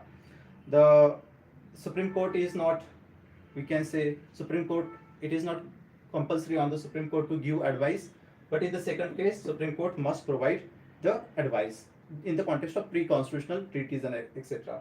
But in both the cases, the advice is, we can say, not compulsory, it is voluntary, up to the president to listen to that particular advice. Fine. So till date, till 2025, the president has asked 16 times, or 16th references are there to the Supreme Court. The president has various advices during last 75 years in the context of the Article 143. So you can mention most recently that 14 points, we can say, questions to the Supreme Court asked by the President Draupadi Murmu, because in the context of Tamil Nadu governor versus state legislature, Supreme Court, two bench of Supreme Court gave that just verdict that the governors as well as, or the governor and the president must act swiftly while giving assent to the bills passed by the state legislature, 3 months tenure and etc. Two bench judges gave that particular verdict. So in that context, right now there is constitutional debate whether that bench has power to reinterpret the constitution or not. So that part you can mention. So this is about examine the constitutional provisions and nature of advisory jurisdiction. Nature is very advisory, it is not binding on the president to accept the advice of, but it holds the moral or legal weightage, because it is very tough to reject the Supreme Court's advice. That is, you can mention.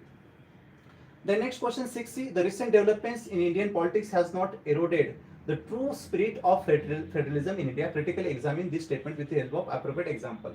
So we can say mention about recent developments in Indian politics has not eroded the true spirit of federalism. So start with federalism, constitutional provisions, 7th schedule and etc. We have cooperative federation and all that. So in the federation we have different issues, some cooperations and confrontations also.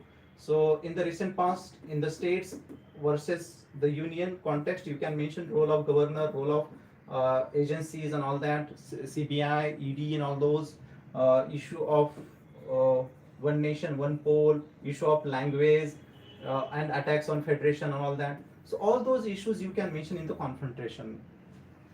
Correct? Even right now, delimitation commission post 2027, southern states are not happy with that.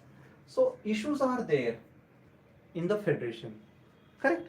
Divergences.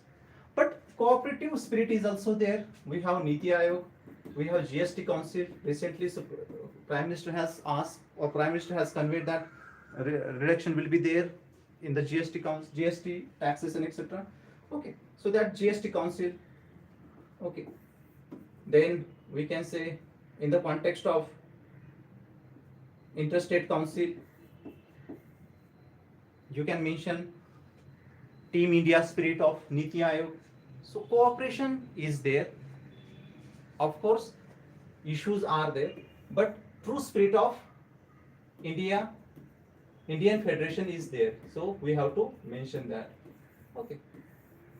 So while there are issues in the federation, but true spirit of federalism in India is intact. I mean, it's not like that we have that confrontationist attitudes everywhere when it comes to the cooperation between the states and the union.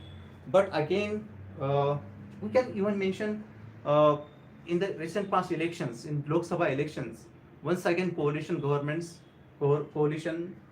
has established in the center, at the center. So that is also, I mean, revive the federation or political federation. In the context of economic federation, we have already GST. So again, political in the context of that MP Singh wala parliamentary axis versus federal axis or the province axis, you can mention that. So you can say that yes, issues are there in the federation, but true spirit, that is cooperative federation, that spirit is still there. Okay, that has not eroded. So that can be your answer. The next one is enunciate the impediments to women's participation in local governance in the process of political decentralization. Again, very, I mean, regular question, already discussed so many times, already asked by the UPSC so many times. Enunciate the impediments to women's participation in local governance in the process of political decentralization. So to start with 73rd, 74th articles related to reservations and etc. In that 33% reservation to the women. Okay. And we have more than 3 million representatives at the local level. But we started with hope, optimism. But if we see the working of these 73rd and 74th, last 3 decades, we have disappointments also. Of course, some positives also. And in that context, we have to mention women's participation impediments. So you can mention Manishankar Iyer Committee 2012, Panchayati Raj, Pati Panchayat, decentralization of corruption, real empowerment has not taken place, including all like women as well as SCs and STs. Even you can say Sudha Pai. All those people say that real power has not transferred to the women, though we have provided reservation. So patriarchy is still there, economic empowerment is not there, political empowerment is not there, awareness is not there, use of money, use of muscle, that is again at the grassroots level. Issue of caste, issue of identity still holds the ground.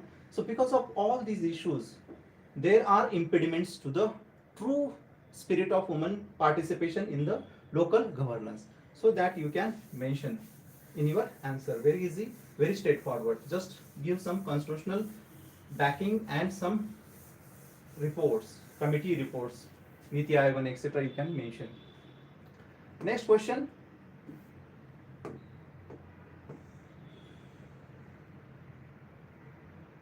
(7B) Caste remains a vital axis for political mobilization in India. How would the caste census address the aspirations of people? Now, identity politics, caste. Identity politics. Caste remains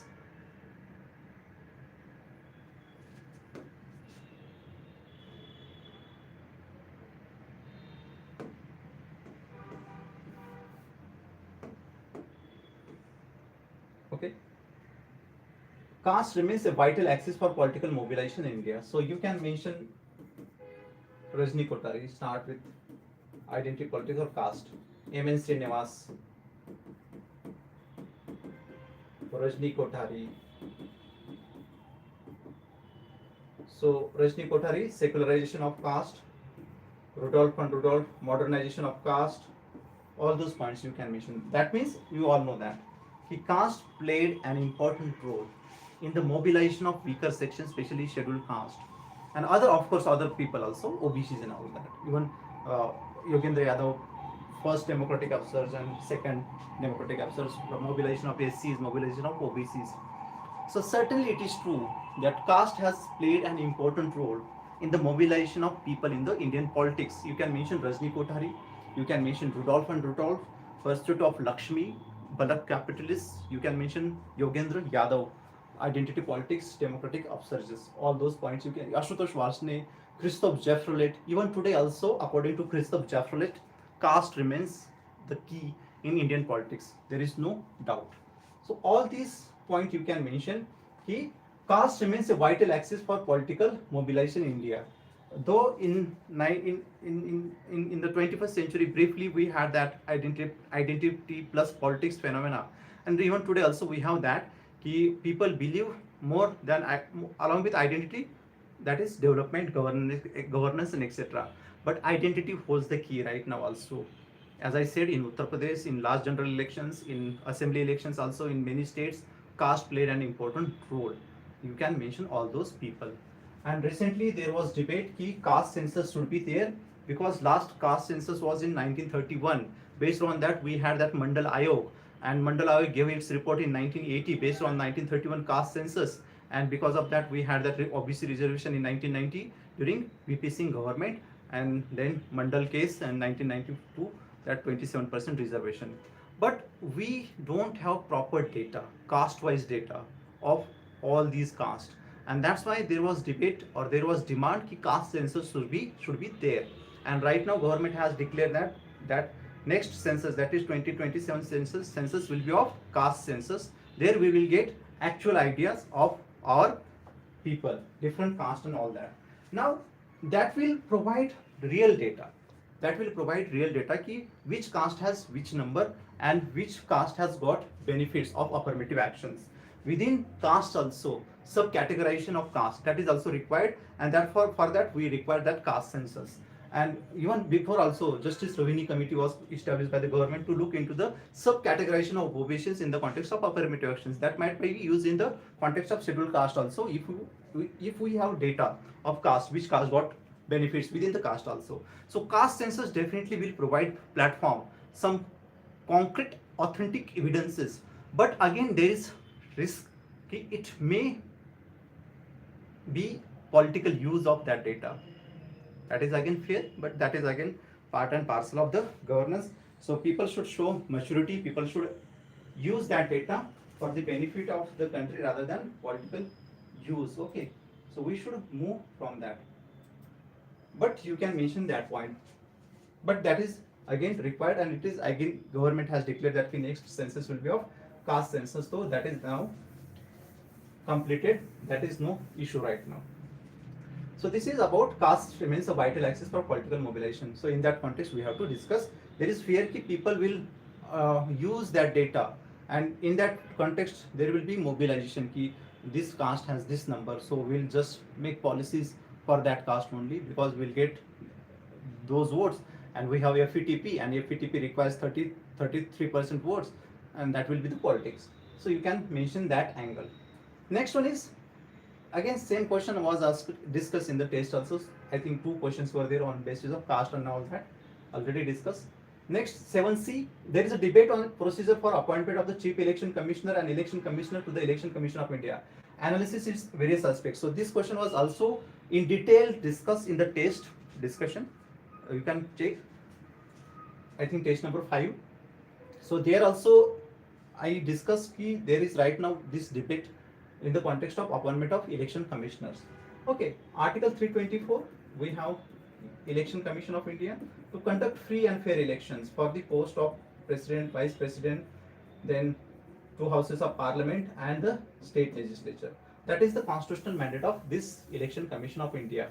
And President appoints election commissioner, chief election commissioners, and if required, other election commissioners also, depending on the requirement. Earlier we had single members election commission, that is chief election commissioner. Later on in 1988 we had multi-member election commission, that is 3 people were there in the election commission. Once again single member, and once again in 1992 from that onwards we have that multi-member election commission. That is right now we have 3 members, 3 election commissioners, chief election commissioner and election commissioners, 2 election commissioner. Okay, so this works on the majority principle. Okay, consensus, majority, if required majority or consensus, that is good. But what is the issue? Historically constitution only mentioned that ki president will appoint the election commissioner, of course on the advice of council of ministers, that is headed by the prime minister. So technically prime minister used to appoint these people to the election commission, and it created the issue because it might be political appointees, these people might be political appointees, and it will not provide free and fair elections, because certainly there will be role of executive in the appointment, and that will be the detrimental to the autonomy or separation or the independence of the election commission. So in that context there was debate, even many electoral reforms committees, Gosai committee, Indrajit Gupta committees, all those recommended that there should be independence of election commission from the executive. There should be. In 2023, Supreme Court came up with the verdict that there should be committee of Chief Justice of India, Leader of Opposition in the Lok Sabha, and Prime Minister, who will suggest the names of election commissioners to the President, and President will appoint those people until the Parliament make the law. But Parliament made that law in 2023, and it made some changes in that Supreme Court's verdict. The parliamentary law removed Chief Justice of India, and it added Union Cabinet Minister appointed by the Prime Minister. So right now we have body which consists of committee, Prime Minister, one Union Cabinet Minister appointed by the Prime Minister, and Leader of Opposition in the Lok Sabha. So this body will suggest name to the President, President will appoint these people to the Election Commission. But again, once again we see there is excessive, we can say, tilt of the decision making towards the executive, that is Prime Minister. Okay, Prime Minister and Union Cabinet Minister will decide the elections in our country, that is Election Commission. So because of that, right now there is debate ki look, that body should be very strict, neutral, and non-political or impartial appointees should be there to maintain that free and fair elections. So this is about that debate. Fine. There is a debate on the procedure for appointment of the Chief Election Commissioner, Election Commissioner to the Election Commission of India. So all those points you can mention. Even there is no mention of eligibility, there is no bar on the post-retirement appointment, etc. That is also contested issue. So you can mention that also. This is all about in 7C. Understood? Very dynamic. It was in the news, widely covered by the media. Fine. Next question. 8A. The decision to conduct population census 2027 has reopened the debate on delimitation in India, discusses various aspects. Again, this question I discussed in the GS2 part, delimitation commission. There was one article in the Indian Express, I think in June 2025. Same article, you can cross check that. Same, based on same article, question has asked. So that's why I keep saying that please keep reading newspapers. Okay, don't take, ready-made data. Develop your own understanding, which is very required. So same topic, same article was there in the Indian Express, June 2025. The decision to conduct population census 27 has reopened the debate on delimitation in India. Even that also in 2024, there was one article in the Hindu on delimitation commission, what will be the next issues and etc.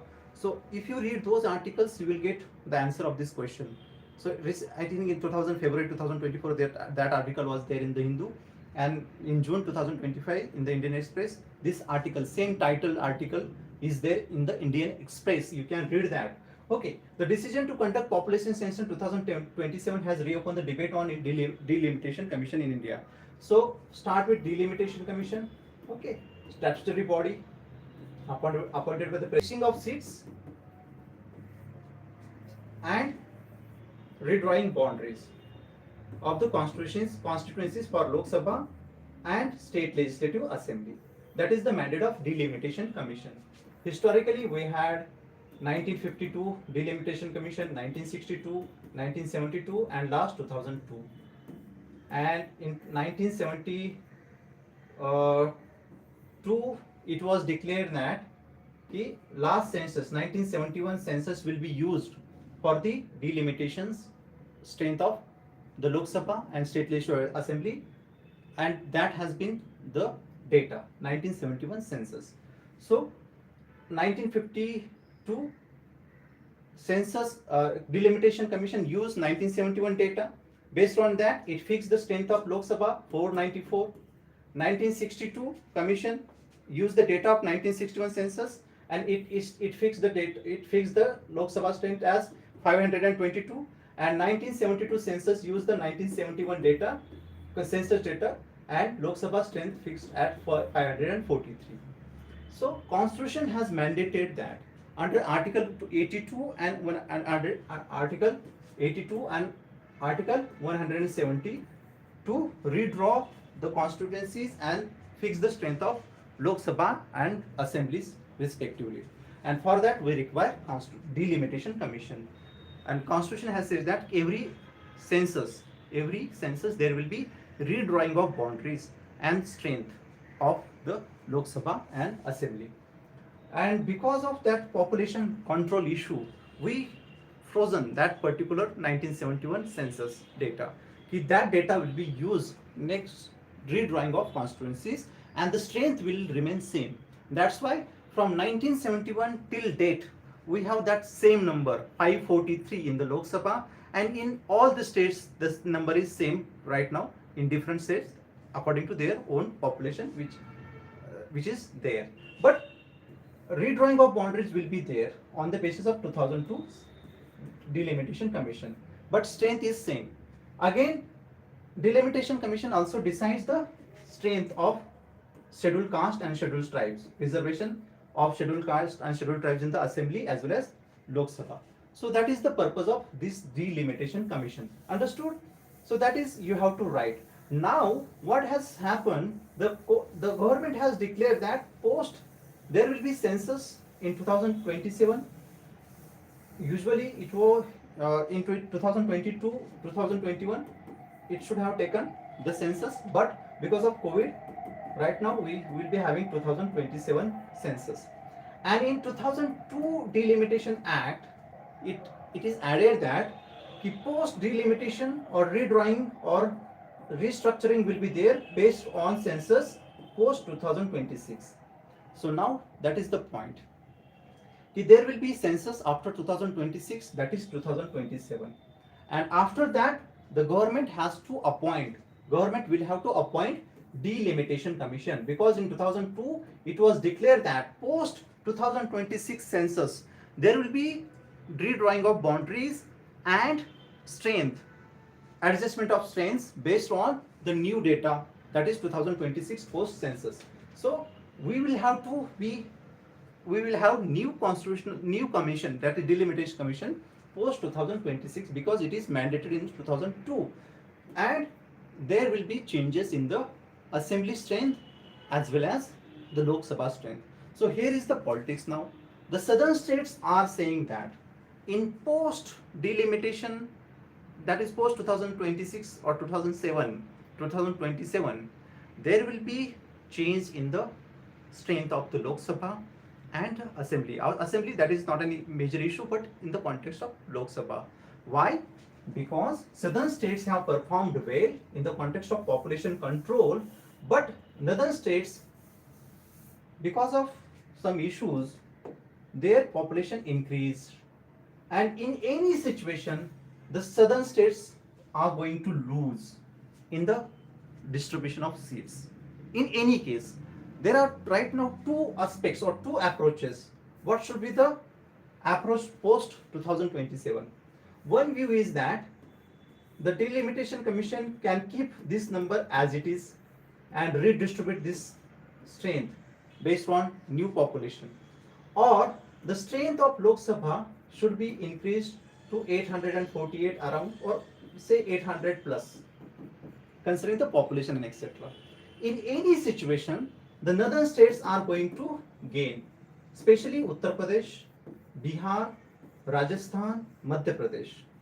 Their number might increase twice in the Lok Sabha. Uttar Pradesh, right now it has 80 seats in the Lok Sabha. It may gain 70 seats in the Lok Sabha, that is around 149 total. Same with Bihar also. Bihar has around 43. It might get 90 around seats in the Lok Sabha. Same with Rajasthan also. So all these issues again concern the southern states. And that is not happening with the southern states. Southern states right now, say example, take the example of Tamil Nadu. So Tamil Nadu will not get major changes in the post 2026 census. So might be it will get extra 10 seats. Kerala might get 5 extra seats. Same with Karnataka also. So their change is very slight. So that no concrete change in their strength in the Lok Sabha. So what will happen post 2027? The northern state will decide the government in our country.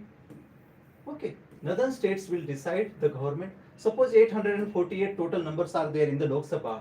Around 500 will be there from the northern states, and around 248 will be there, say, or 348 will be there from the southern state. So this disproportion or this political federation, this issue of political federation will be there. Key, northern state will hold the key as far as the government is concerned, and southern state will lose its significance, whatever it may be right now in our country, in the context of government formation or the decide in the context of deciding the prime minister of the country. Already we have only, I think, 2 prime ministers from the southern states, Narasimha Rao and H.D. Deve Gowda. All prime ministers are from, we can say, northern and western India. So because of that, southern states are against this particular census. Even Stalin, S.K. Stalin, Chief Minister of Tamil Nadu, he is saying that keep number as it is, 543. Don't change that because we are going to lose. So that is his concern, and other states are also concerned. Not only that, even small state like Punjab, Uttarakhand, Himachal Pradesh, they are also going to lose post 2026. So that is the point right now. So what should be the way forward? And even we have right now 106th Constitutional Amendment Act, that is also you can write, and it has provided 33% reservations for the women in the State Legislative Assembly and Lok Sabha post 2026 census. तो उसका भी issue हो जाएगा फिर कि उनका क्या करें.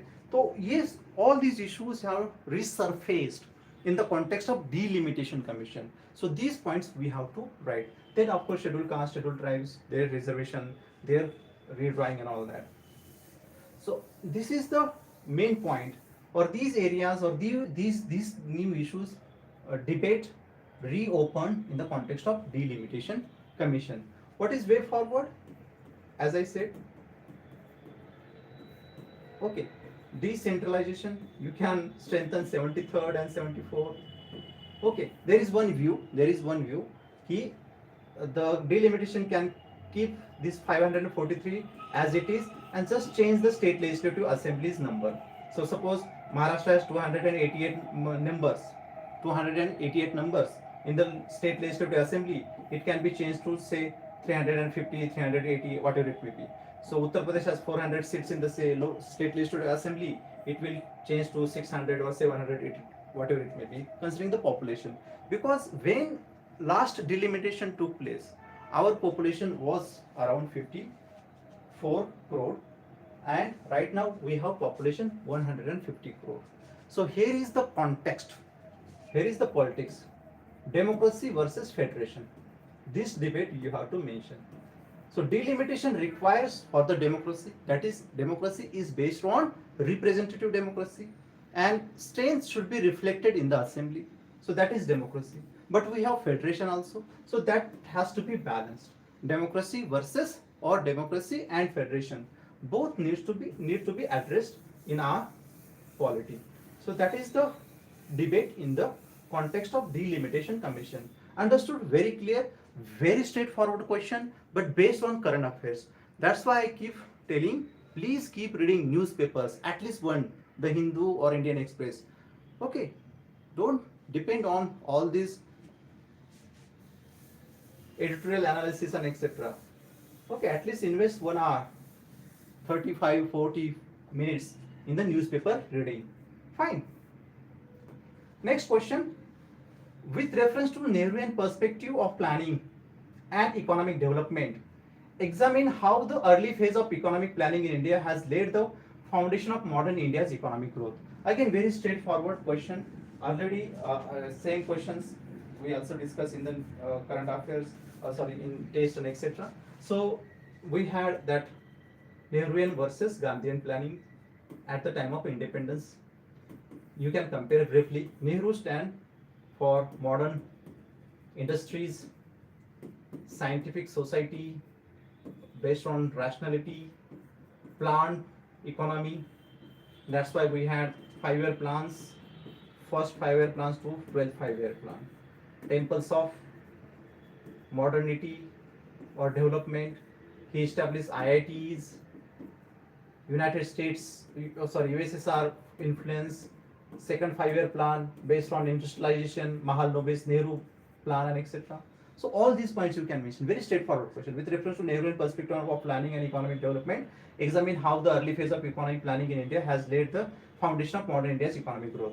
So certainly it provided new initiatives, Nehruvian planning and economic model, Mahalanobis model, second 5-year plan, more focus on big industries like steel, iron, and etc. We got help from other countries, UK, USSR, even USA also. And we started IITs, IIM, then all those industries you can mention. And it provided early start, no doubt about that. And it laid the foundation of our modern economic growth. But it failed, it also failed.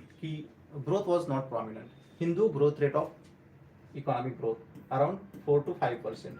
When other Eastern economies were growing at 8%, that is Asian tigers like Japan, Korea, Taiwan, Hong Kong, even later on China, India was growing at 4 to 5%. That is, it was derogatory used as Hindu growth rate and etc. So certainly Nehruvian planning laid the foundation in some extent, but it also gave new issues, concerns like planning in the context of, we can say, license permit Raj, quota Raj, and that oligarchy, bureaucratic red tapeism, and etc. So with reference to Nehruvian perspective of planning and economic development, examine how the early phase of economic planning in India has laid the foundation of modern India's economic growth. So question is examine. To examine, we have to discuss in both ways. In some extent, it provided the ground. We had many big industries and dams also, Bhakranangal Dam and all that. But issues were there, like permit, license, quota Raj, inspector Raj, and because of that, our economic growth was not prominent. We waited till 1999, and once we released that animal spirit, Keynesian, Manmohan Singh, Narasimha Rao, and later on we had that 8% growth, 9% growth, etc. etc. So you can mention that. So this is 8B. Understood? Again, but many times covered in daily answer writing and etc. Last question in this particular paper, 8C, illustrate with examples how political parties in India have played a crucial role in drawing the historically disadvantaged groups into the mainstream political system. So same, almost on same line, question was asked in the test. Those we have given that test, definitely they will remember.